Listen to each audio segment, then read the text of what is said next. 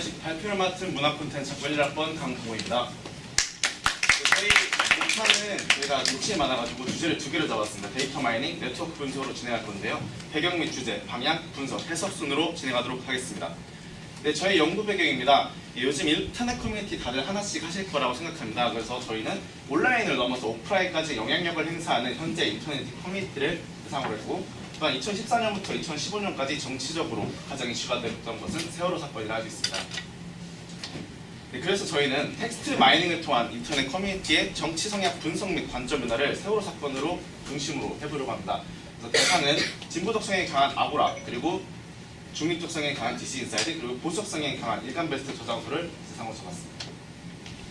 연구 과정은 저희가 직접 댓글과 본문을 직접 투자구로 크롤링을 했고요. 인터넷 신조어 사전자리에서 프로그램에 넣어서 돌렸습니다. 네, 연구 대상 기간 같은 경우는 이제 2014년으로 세월호 사건 발생, 교황 방한, 단식 중단, 피자 파티. 2015년 같은 경우는 이제 사건 발생 1주기, 5월 1일에 있었던 밤샘 집회, 5월 8일 학부모 자살, 5월 18일 민주화운동 35주년을 각각 일주일 동안 조사했습니다. 저희가 총 얻은 단어는요, 21만 4,703개의 단어 횟수로서 좀 이 빅데이터를 어떻게 이용하면 좋을까라고 생각하다가 소셜의 구조주의를 차용하게 되었습니다. 소셜의 구조주의의 핵심은 언어는 기호들의 상관계예요. 형성된 구조이며 개별의 단어보다 구조 속에서 단어들의 의미가 형성되는 것을 뜻합니다. 저희는 원래 공개 분석까지 해야 되지만 기술적인 한계에 의해서 구조주의를 사용한다면 어느 정도의 공개 분석에 해결되지 않을까라는 것을 해서 사용하게 되었습니다. 그래서 저희는 그 21만 개의 단어를 이렇게 5개 카테고리로 묶어보았는데요. 기준으로 잡았습니다. 그래서 사고에 관련된 가치 중립적인 단어로 사고, 선장, 정치적으로 이용될 수 있는 단어, 사건, 유가족, 진보적으로 사용할 수 있는 단어, 정권, 퇴진이 있고요. 보수적으로 사용할 수 있는 단어는 민주화, 폭도 같은 게 있었고, 언어 파괴로는 욕과 자음으로 이루어진 단어가 있습니다. 저희는 그 21개 단어를 이렇게 색깔로 소팅해서 해냈고요. 이제 다음은 분석으로 들어가고 있습니다. DC 인사이드 같은 경우 2014년에 2015년보다 사고 자체에 대한 관심이 줄었습니다. 정치적 관심이 늘었고요. 여기서 재밌는 점이 진보적 성향에서 보수적 성향으로 늘었다고 볼 수 있습니다. 또한 인터넷 커뮤니티의 형성상 언어 파괴가 있었고요. 그를 통해서 이제 리플을 보시면 이제 우유충랑 일배충이 많이 싸우는 이런 내용이 통해서 좀 중립적이고 변화하는 성향을 볼 수 있었습니다. 다음은 아고라입니다. 아고라 같은 경우는 굉장히 변화가 심한데요. 46%에서 8% 사고 자체에 대한 관심이 많이 줄었고 정치적 관심이 거의 2배 이상 상승한 걸 보았습니다. 또한 진보적인 이데올로기 1% 정도 상승했다고 볼 수 있고요. 하지만 아까와 비교했을 때 언어 파괴가 0%로 나오는데 이는 좀 아고라 글이 이런 글이 많았습니다. 좀 비속어를 사용하지 않고 논리적인 논지를 통해서 사람들을 이런 음모론을 통해서 이제 마음 움직이려는 이런 글이 많았기 때문에 이런 결과가 나왔다고 생각합니다. 다음은 일간베스트입니다. 일간베스트는 사고 자체에는 관심이 그렇게 없었지만 어쨌든 아까 두 사이트와 같이 사고 줄고 정치적이 늘었습니다. 또한 보수적 이데올로기 늘었고요. 여기서 특이한 점이 이제 언어 파괴가 있는데 이 언어 파괴 이제 욕을 굉장히 심하게 해요. 그리고 이제 유가족을 욕하면서 보수적이과 진보가 변화했다고 볼 수 있습니다. 다음이 14년도 픽으로 사고 자체, 정치적인 아고라가 가장 관심이 많았고요. 역시 15년도도 아고라가 가장 많았습니다. 이걸 카테고리별로 변화를 해보자면 전체적으로 이제 세 사이트 모두 사고 자체에 대한 관심은 줄었습니다. 정치적 관심이 이렇게 많이 다 높아졌고요. 진보적 변화, 아까 말씀드렸다시피 DC인사이드가 진보적 변화가 좀 줄어든 것을 보이고 보수적에서 파견이 늘어난 것, 17% 정도 늘어난 것을 볼 수 있습니다.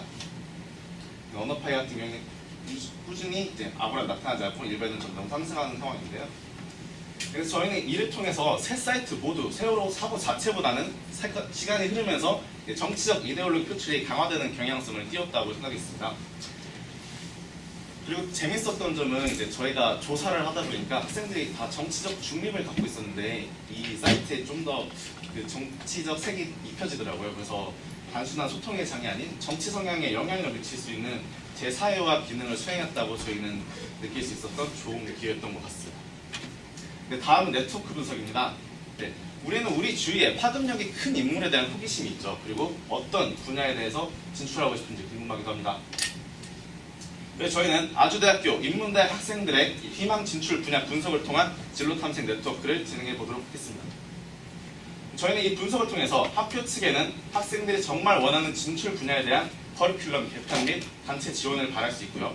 여러분들께는 분야에 특화된 인물을 소개하고 그리고 고평가된 인물을 여러분의 단체나 스터디 그리고 팀 프로젝트에 영입을 권유하는 바입니다. 저희는 구글 독수와 수기조사로 2015년 5월 22일부터 5월 30일까지 총 113명의 학생들이 참여해 주셨고요. 이 데이터에 113명의 학생이 들어가게 되었습니다. 그래서 저희는 이름과 그리고 어떤 진출 분야를 원하는지 그리고 분야를 같이 공부하고 싶은 사람을 합해서 이렇게 데이터 가공을 해서 네트워크를 맵을 만들어 보았습니다. 이것을 필터링 해보자면 상위 13명의 학생만 올려보았는데요. 그래서 설명을 드리자면 전은경 학생 같은 경우 그리고 김지 학생 같은 경우는 화살표가 굉장히 굵은 걸로 나타나 있습니다. 이를 통해서 전은경 학생이 공연 쪽에 조예가 깊다는 것을 대외적으로 인정받았다는 것을 알 수 있고요. 만약 정답인 학생 같은 경우는 이제 다방면으로 화살표가 뻗어 있는데 이를 통해서 만약 혹시 여러분께서 출판 쪽으로 스타트업을 하고 싶으시다면 정답인 학생을 영입하셔서 하면 좋을 것 같습니다. 또한 이제 여러분이 원하시는 분야를 통해서 여러분의 단체나 이제 팀 프로젝트에 영입하신다면 좋은 결과를 얻을 수 있을 거라고 생각합니다. 다음은 인문대학 전체 순위고요. 이건 나중에 말씀드리겠습니다.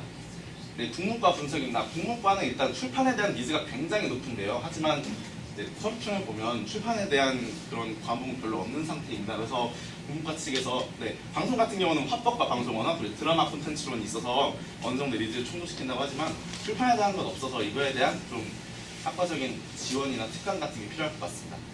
다음은 영문학과입니다. 영문학과 같은 경우는 교육에 대한 니즈가 굉장히 많이 높았는데요. 하지만 저희가 알기로는 영문학과 학생들이 교육을 공부하기 위해서는 심화 과정을 밟아야 되며 또 교직 개수를 해야 되는 것으로 알고 있습니다.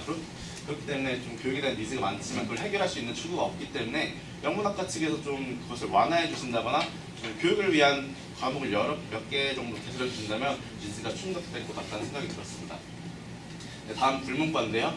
공무, 무역, 금융에 집중하실 필요가 있는 게 공무 쪽에 공략한 학생들이 이제 포트라 쪽으로 많이 진출을 원하더라고요. 그래서 프랑코포니 트랙에 불어권 아프리카 그 트랙에서 좀 금융 쪽으로 지원을 해주신다면 학생들의 니즈가 좀 채워지지 않을까라는 생각이 들었습니다.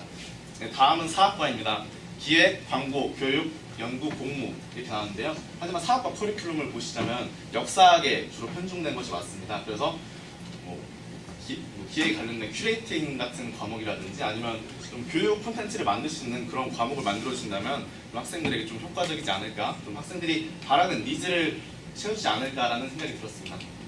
다음은 문화 콘텐츠 학과인데요. 자료가 많아서 되게 잘 나왔는데 광고, 방송, 기획, 영화, 공연으로 커리큘럼에는 다 있는 내용이에요. 하지만 이제 과목이 하나라는 그런 단점이 있는데 이를 통해서 이제 학교 측에서 단체나 통합회 쪽에 좀 더 관심을 가져서 학생들이 그 분야에 대한 심화 과정을 밟을 수 있도록 지원을 해주신다면 좋을 것 같습니다. 이거는 그 기획광고 방송은 계속 상위권에 나와둔 그 분야로서 이에 대한 그 과목을 전공 선택으로 해서 학점 공유하는 식으로 만약에 디지털 커뮤니티도 국문과랑 문화 콘텐츠잖아요. 그런 식으로 개설해 주신다면 좀 더 다양한 공부가 가능하지 않을까라는 생각이 들었고요. 그래서 저희는 만약 이 자료를 통해서 만약에 이렇게 변한다면 여러분이 학과 수업에 대한 만족도와 그리고 직무와 전공의 연계도가 향상될 것이라고 기대했습니다.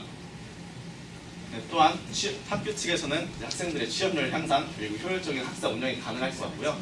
또한 융복합 실용적인 과목을 개설로 학교에서 진정만 원하는 인재상인 실사고시형 인재 양성을 할 수 있다고 생각했습니다. 이상 발표를 마치겠습니다. 감사합니다.